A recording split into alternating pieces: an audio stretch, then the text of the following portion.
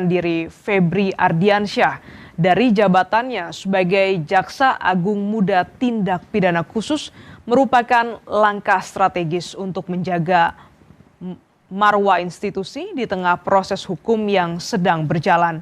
Anang menegaskan bahwa Kejaksaan Agung menghormati sepenuhnya keputusan yang diambil oleh Febri Ardiansyah.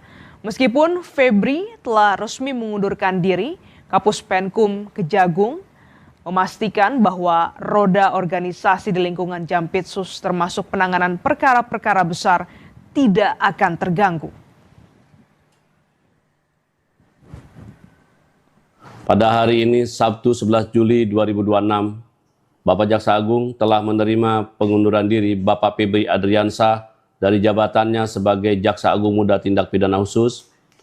Keputusan tersebut merupakan bentuk komitmen untuk menjaga integritas, objektivitas, dan netralitas proses penegakan hukum seiring adanya proses hukum yang sedang dilakukan oleh penyidik Kepolisian Negara Republik Indonesia. Kejaksaan Agung menghormati keputusan tersebut dan memastikan seluruh tugas, fungsi, serta penanganan perkara di lingkungan Jaksa Agung Muda Tindak Pidana Khusus dapat berjalan dengan normal dan sesuai dengan mekanisme yang berlaku. Kejaksaan Agung mengajak semua pihak untuk menghormati proses hukum yang sedang berjalan dan tetap menjunjung tinggi asas praduga tak bersalah. Sekian dan terima kasih. Wabillahi taufiq wal hidayah. Wassalamualaikum warahmatullahi wabarakatuh. Salam, Om, Santi, Santi, Santi, Om, Namo Buddhaya, salam kebajikan. Polda Metro Jaya menggandeng KPK menggelar konferensi pers soal pengusutan dugaan 3 kasus mega korupsi dengan barang bukti ratusan miliar rupiah pada Jumat malam. Kabid Humas Polda Metro Jaya, Kombes Budi Hermanto bilang pengusutan kasus dilakukan dengan menggeledah 12 lokasi. Dengan total barang bukti yang disita, 74 kg emas dan mata uang asing yang dikonversi mencapai lebih dari 400 miliar rupiah. Sebanyak 15 orang saksi sudah diperiksa, namun penyidik masih belum menetapkan tersangka dalam kasus ini. Pada kesempatan ini sudah dilakukan penggeledahan sebanyak 12 TKP. Yang pertama, lokasi kediaman rumah Parahyangan Golf nomor 2 Babakan Madang, Bogor, Kabupaten. Dengan hasil 74 kg emas batangan, 4.767.300 US dollar, 14.083.800 Singapura dolar, serta 100 juta rupiah dan barang bukti 2 bingkai foto keluarga. Barang bukti pada TKP, lokasi penggeledahan koin money changer dengan uang rupiah 4.462.365 rupiah, 84.356 United States dollar ataupun USD, 17.595 real Saudi, 83.394 Singapura dolar, 33.100 baht Thailand, 4.020 falas Turki, 1.223 yuan, 152.000 yen, 212 ringgit, 1.600 rupiah, 640 dolar ataupun Arab, 61.000 won Korea Selatan, 40 pound sterling, 10 Brunei dolar, 150 Vietnam dolar, 100 New Zealand dolar. Termasuk dari lokasi yang dilaksanakan penggeledahan, yaitu lokasi Cafe The Clan di wilayah Cipete, 3.130.000 Singapura dolar, 889.965 USD, serta uang rupiah sebanyak Rp259.159.000. Dan salah satu di TKP lagi, rumah di daerah Cilandak, Jakarta Selatan ditemukan 520 juta rupiah dan 133.000 US dollar. Pasca penggeledahan polisi di sejumlah titik terkait 3 kasus korupsi, Jaksa Agung Muda Tindak Pidana Khusus Febri Ardiansyah akhirnya muncul ke hadapan publik. Febri menjawab siapa pemilik rumah di Sentul yang saat digeledah ditemukan emas berat 74 kg tersebut. Kepada wartawan, Febri menjawab kalau rumah di Sentul yang digeledah Kortas Tipikor Polri merupakan rumah pribadi Jampitsus. Ia pun mengatakan bahwa kepemilikan rumah dapat ditelusuri sejak awal kepemilikan. Hal itu disampaikan Febri kepada wartawan di Gedung Bundar Kejaksaan Agung pada Jumat siang. Sementara itu, saudara, terkait uang dan emas yang ditemukan saat penggeledahan, ia menegaskan seluruhnya memiliki pemilik yang jelas. Penyidik Kortas Tipikor menyita uang 476 miliar rupiah dan emas 74 kg dari penggeledahan ini.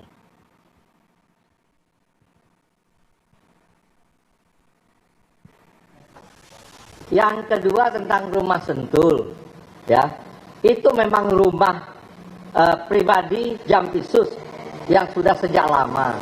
Itu bisa dilihat bagaimana proses kepemilikan sejak awal, ya. Dan mengenai uang tadi kan sudah saya jelaskan yang ditemukan bahwa itu ada pemilik, ya, bahwa itu ada kegiatan, ada orang-orang juga terima kegiatan, itu bisa juga ditanya. Kemudian juga ada beberapa kegiatan bangunan yang bisa dicek. Semua kami yakin dapat dipertanggungjawabkan dengan benar. Tetapi tentunya tidak melalui forum seperti ini. Melalui forum acara mungkin yang sudah sesuai prosedur hukum. Di tengah pengungkapan 3 kasus korupsi besar yang ditangani polisi, Presiden Prabowo Subianto mengingatkan agar para birokrat, pejabat militer, polisi hingga kejaksaan untuk introspeksi diri. Seruan ini disampaikan Presiden Prabowo secara terbuka di lokasi peresmian Bendungan Meninting, Lombok Barat. Presiden mengingatkan aparat penegak hukum bekerja untuk rakyat.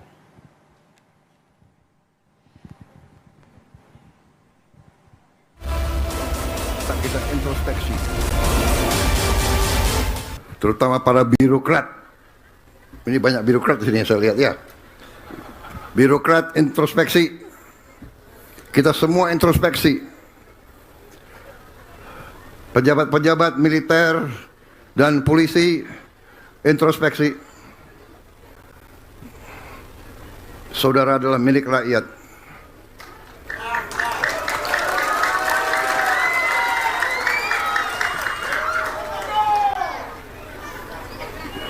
Bintangmu dari rakyat, sepatumu dari rakyat, topimu dari rakyat. Jangan pernah lupa itu.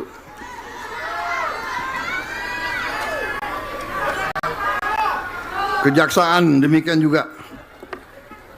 Anda jaksa, ya? Iya. Pakai bintang juga kau. Kau juga milik rakyat. Kejaksaan Agung mengonfirmasi pengunduran diri Febri Ardiansyah dari jabatannya sebagai Jaksa Agung Muda Tindak Pidana Khusus Jampitsus. Pengunduran diri ini resmi diterima oleh Jaksa Agung pada Sabtu dini hari. Lalu bagaimana situasi di Kejaksaan Agung? Saat ini kita bergabung dengan rekan Harko Sutiono yang berada di Kejaksaan Agung Jakarta Selatan. Selamat pagi, Harko. Bagaimana situasi di Kejaksaan Agung dan apa yang menjadi latar belakang pengunduran diri Febri Ardiansyah? Selamat pagi.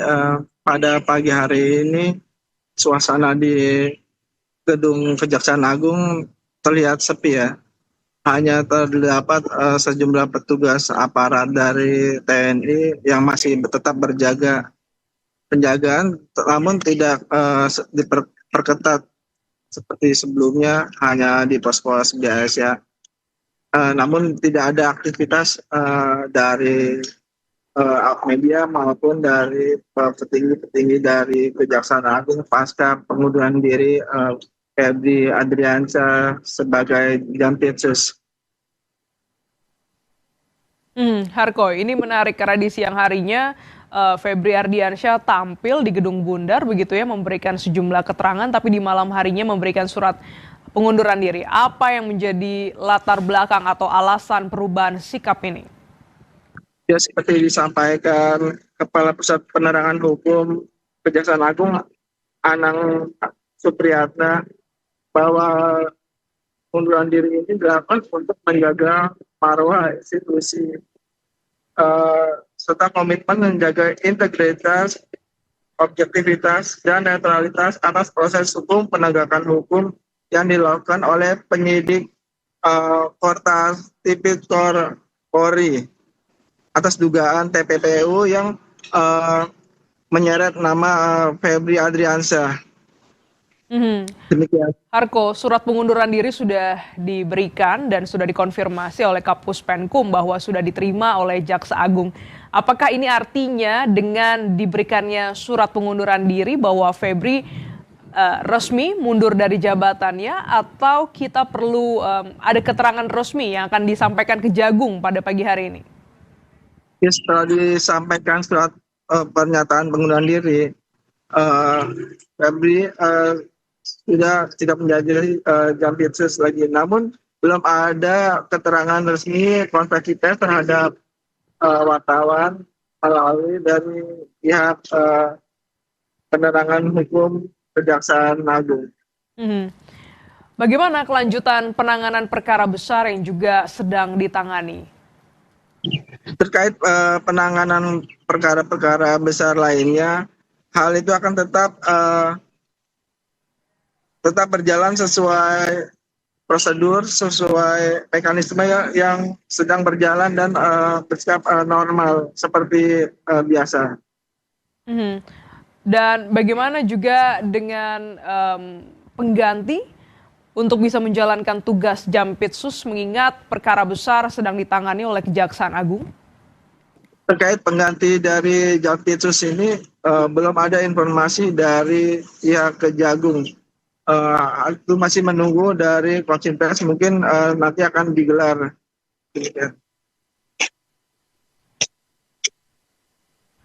Baik Harko, tahan dulu laporan Anda karena kita akan mendengarkan azan subuh untuk wilayah Jakarta dan juga sekitarnya.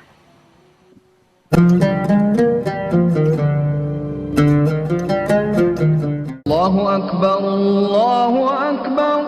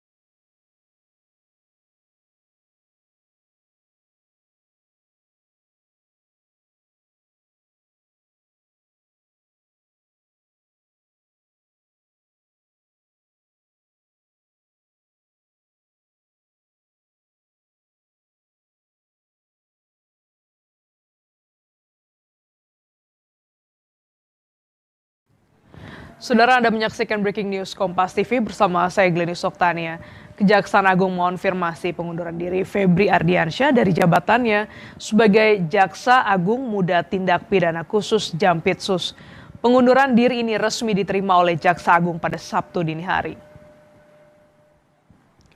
Dalam sebuah keterangan video, Kepala Pusat Penerangan Hukum Kapus Penkum Kejagung, Anang Supriyatna, menyampaikan bahwa keputusan pengunduran diri Febri Ardiansyah dari jabatannya sebagai Jaksa Agung Muda Tindak Pidana Khusus merupakan langkah strategis untuk menjaga marwah institusi di tengah proses hukum yang sedang berjalan. Anang menegaskan bahwa Kejaksaan Agung menghormati sepenuhnya keputusan yang diambil oleh Febri Ardiansyah.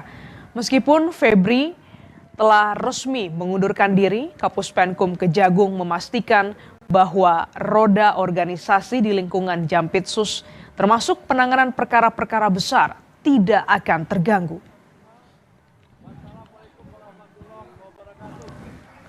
Pada hari ini, Sabtu 11 Juli 2026, Bapak Jaksa Agung telah menerima pengunduran diri Bapak Febri Adriansyah dari jabatannya sebagai Jaksa Agung Muda Tindak Pidana Khusus. Keputusan tersebut merupakan bentuk komitmen untuk menjaga integritas, objektivitas, dan netralitas proses penegakan hukum seiring adanya proses hukum yang sedang dilakukan oleh penyidik Kepolisian Negara Republik Indonesia. Kejaksaan Agung menghormati keputusan tersebut dan memastikan seluruh tugas, fungsi, serta penanganan perkara di lingkungan Jaksa Agung Muda Tindak Pidana Khusus dapat berjalan dengan normal dan sesuai dengan mekanisme yang berlaku. Kejaksaan Agung mengajak semua pihak untuk menghormati proses hukum yang sedang berjalan dan tetap menjunjung tinggi asas praduga tak bersalah. Sekian dan terima kasih. Wabillahi taufiq wal hidayah. Wassalamualaikum warahmatullahi wabarakatuh.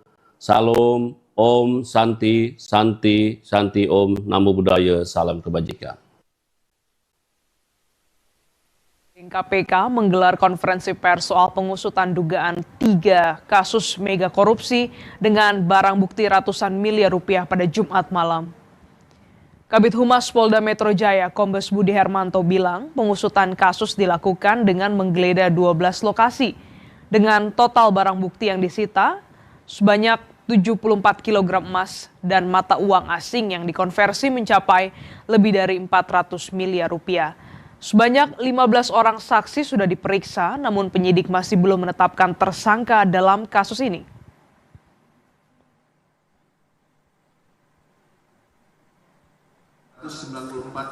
Sudah dilakukan penggeledahan sebanyak 12 TKP. Yang pertama, lokasi kediaman rumah Parahyangan Golf nomor 2 Babakan Madang, Bogor, Kabupaten. Dengan hasil 74 kg emas batangan, 4.767.300 US dollar. 14.083.800 Singapura dolar serta 100 juta rupiah dan barang bukti 2 bingkai foto keluarga.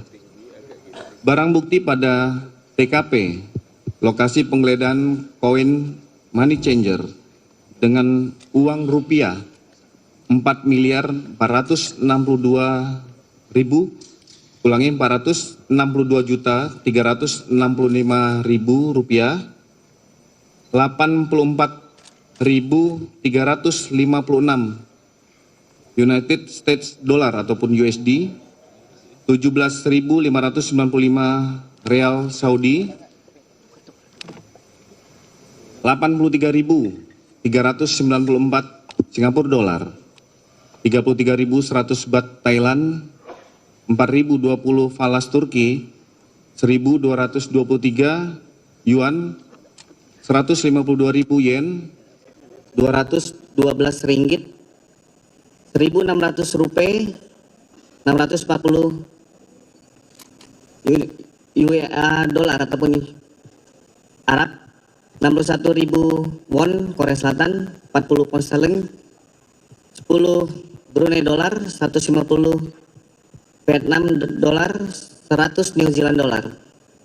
Termasuk dari lokasi yang dilaksanakan penggeledahan yaitu lokasi Cafe The Clan di wilayah Cipete, 3.130.000 Singapura dolar, 889.965 USD serta uang rupiah sebanyak 259.159.000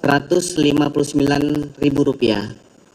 Dan salah satu di TKP lagi, rumah di daerah Cilandak, Jakarta Selatan ditemukan 520 juta rupiah dan 133.000 US dollar.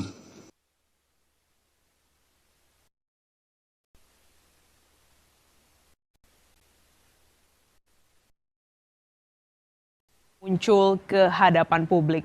Febri menjawab siapa pemilik rumah di Sentul yang saat digeledah ditemukan emas berat 74 kg tersebut. Kepada wartawan, Febri menjawab kalau rumah di Sentul yang digeledah Kortas Tipikor Polri merupakan rumah pribadi Jampitsus. Ia pun mengatakan bahwa kepemilikan rumah dapat ditelusuri sejak awal kepemilikan. Hal itu disampaikan Febri kepada wartawan di Gedung Bundar Kejaksaan Agung pada Jumat siang. Sementara itu terkait uang dan emas yang ditemukan saat penggeledahan, ia menegaskan seluruhnya milik pemilik yang jelas. Penyidik Kortas Tipikor menyita uang 476 miliar rupiah dan emas 74 kg dari penggeledahan tersebut.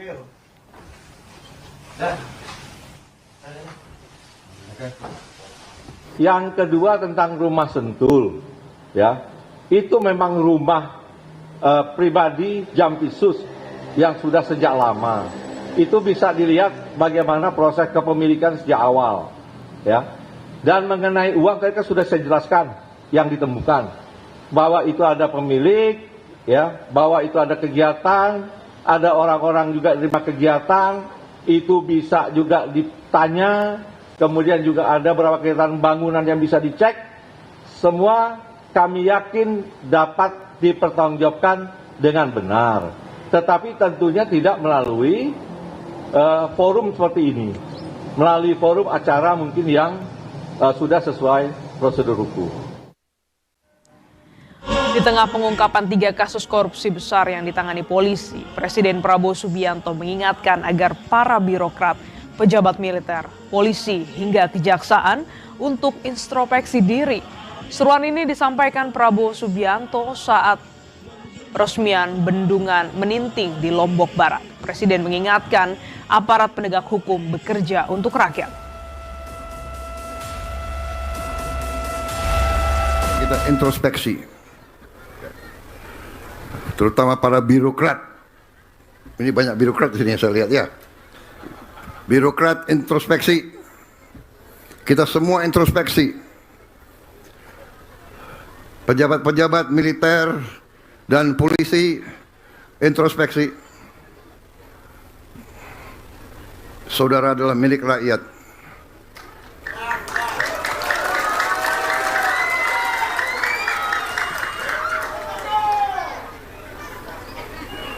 Bintangmu dari rakyat. Sepatumu dari rakyat. Topimu dari rakyat. Jangan pernah lupa itu.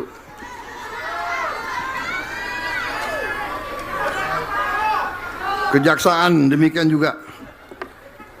Anda jaksa ya? Iya. Pakai bintang juga kau. Kau juga milik rakyat.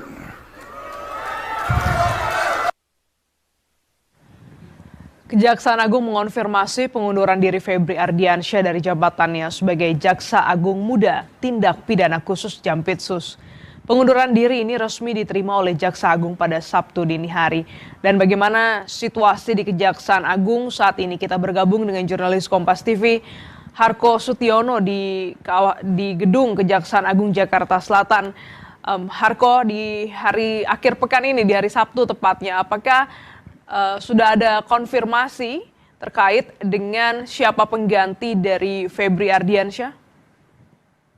Ya baik, sampai saat ini kami belum dapat informasi terkait pengganti dari Jampitsus yang baru atas pengunduran diri Febri Ardiansyah. Dan sampai saat ini belum ada kegiatan apapun di gedung Kejaksaan Agung RI. Jembatan itu juga masih terlihat tertutup dan belum ada aktivitas dari anggota maupun pimpinan Kejaksaan Agung yang datang terkait penggantian posisi Jampitsus. Nah, meski demikian pengamanan masih dilakukan dari petugas dari TNI dengan menggunakan sejumlah kendaraan tempur yang terparkir di beberapa titik di lokasi gedung Kejagung ini. Demikian. Baik, kita masih menunggu Harko terkait keterangan resmi yang akan disampaikan dari Kejaksaan Agung terkait mundurnya Febri Ardiansyah dari jabatan Jampitsus. Terima kasih jurnalis Kompas TV Harko Sutiono langsung dari Gedung Kejagung, Jakarta. Dan saudara, Anda menyaksikan Breaking News Kompas TV bersama saya Bremana Tenaya, saudara. Kejaksaan Agung mengonfirmasi pengunduran diri Febri Ardiansyah dari jabatannya sebagai Jaksa Agung Muda Tindak Pidana Khusus atau Jampitsus. Pengunduran diri tersebut resmi diterima oleh Jaksa Agung pada Sabtu dini hari. Dalam sebuah keterangan video, Kepala Pusat Penerangan Hukum atau Kapus Penkum Kejagung, Anang Supriyatna, menyampaikan bahwa keputusan pengunduran diri Febri Ardiansyah dari jabatannya sebagai Jampitsus merupakan langkah strategis untuk menjaga meruah institusi di tengah proses hukum yang sedang berjalan. Anang menegaskan bahwa Kejaksaan Agung menghormati sepenuhnya keputusan yang diambil oleh Febri Ardiansyah. Meskipun Febri Ardiansyah telah resmi mengundurkan diri, Kapus Penkum Kejagung memastikan bahwa roda organisasi di lingkungan Jampitsus, termasuk penanganan perkara-perkara besar, tidak akan terganggu.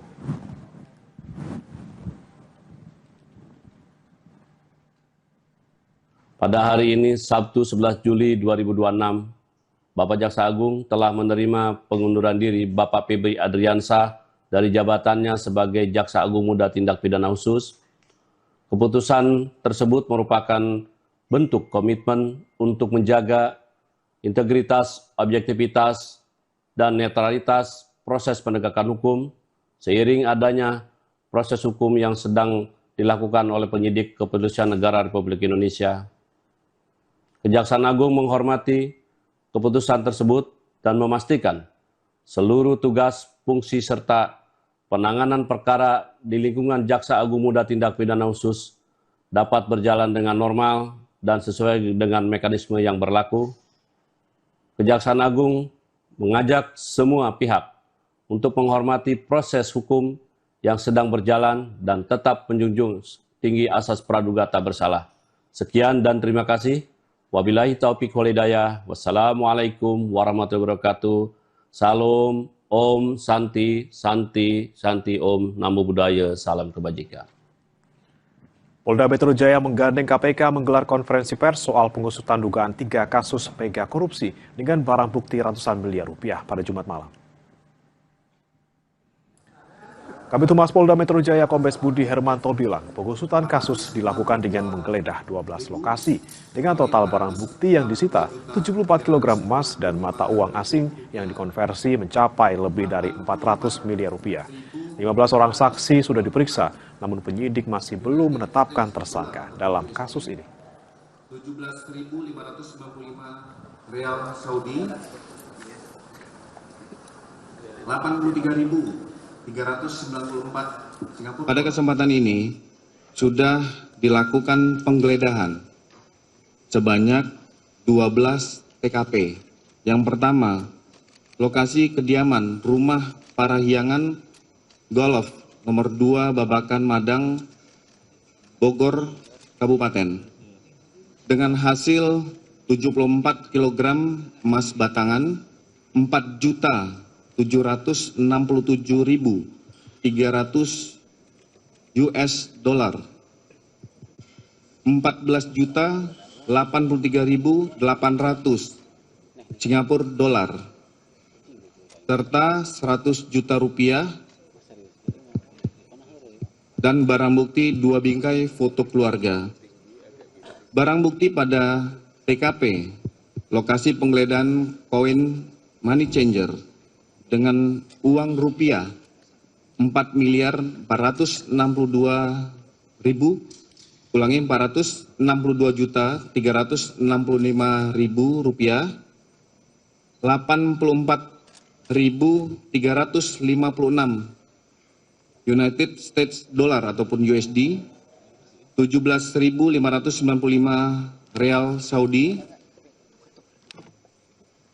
83.394 Singapura dolar, 33.100 baht Thailand, 4.020 falas Turki, 1.223 yuan, 152.000 yen, 212 ringgit, 1.600 rupiah, 640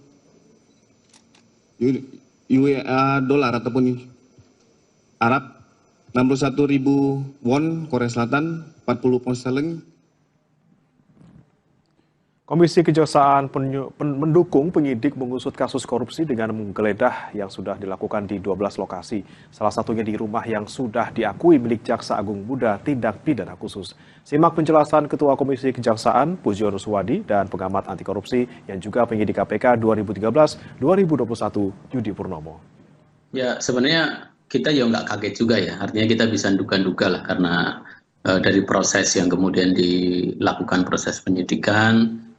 Terus kemudian juga kemarin jumpa pers, terus kejaksaan itu menurut kita itu ingin bahwa persoalan pribadi itu dipisahkan dari persoalan institusi, dan kita inginkan juga seperti itu dengan tetap menjunjung asas praduga tidak bersalah tentu ya, karena kan dari penyidik juga belum mengeluarkan siapa tersangkanya, tapi proses ini kita hargai, kita hormati dan kita dukung penyidik yang telah melalui proses sejauh ini.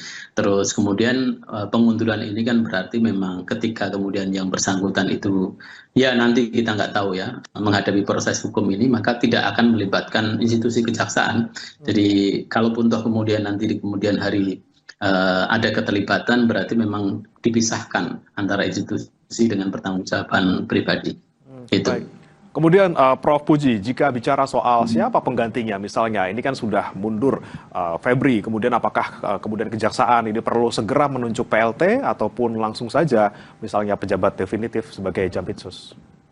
Di level layer setelah generasi beliau ini banyak juga yang punya kompetensi, yang saya pikir juga cukup layak untuk kemudian duduk di posisi Jampitsus. Ada beberapa kajati-kajati yang di tipe A itu juga sudah layak untuk di posisi seperti itu. Atau kemudian mau pergeseran di antara para jaksa agung muda, yang saya pikir para jaksa agung muda yang sekarang menjabat ketika ada pergeseran juga punya kapasitas yang saya pikir mampu dan punya integritas yang kemudian bisa juga diharapkan. Oke, tinggal tunjuk saja sudah ada orang-orangnya yang bisa menjabat sebagai Jampitsus ya. Baik.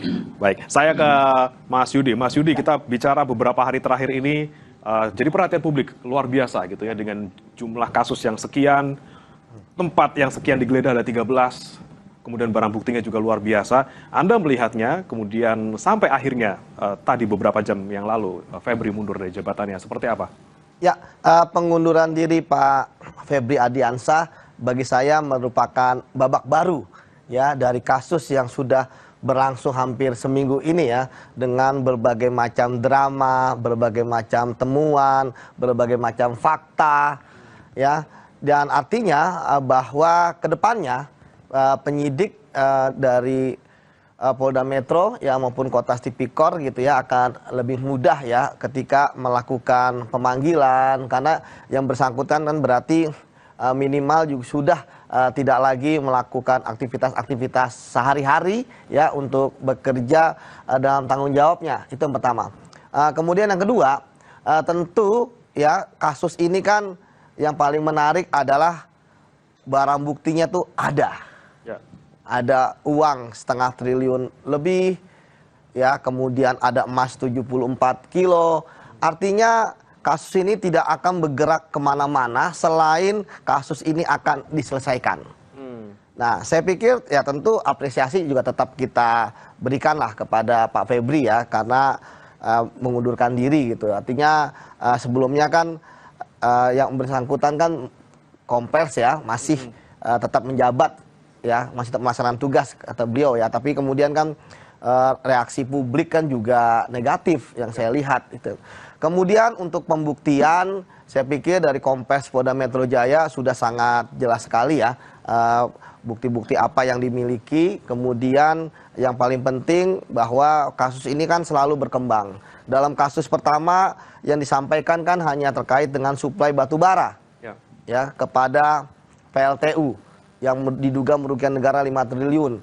Namun kemudian berkembang ya ke 2 kasus lainnya ya, ada Asabri, ada Krakatau Steel, dan ini bagi saya tentu ya menjadi sangat menarik ya, karena penyidik ya mampu untuk bisa mengembangkan kasus ini berdasarkan bukti-bukti yang mereka miliki, dan inilah menurut saya karena strategi yang cerdas ya dari penyidik ya, begitu sprindik turun langsung melakukan upaya paksa, melakukan penggeledahan secara simultan, pertama di 12 tempat ya, kemudian setelah itu ada 1 tempat lagi sehingga menjadi 13. Dan ketika kasus ini ya artinya sudah berjalan on the right track ya, saya pikir sudah tidak bisa lagi misalnya dihentikan atau apapun gitu kan. Kasus ini harus tetap berjalan sampai tuntas, sampai selesai, bahkan sampai ke persidangan. Memang ada yang menarik bahwa tersangkanya kan belum ditetapkan ya, karena memang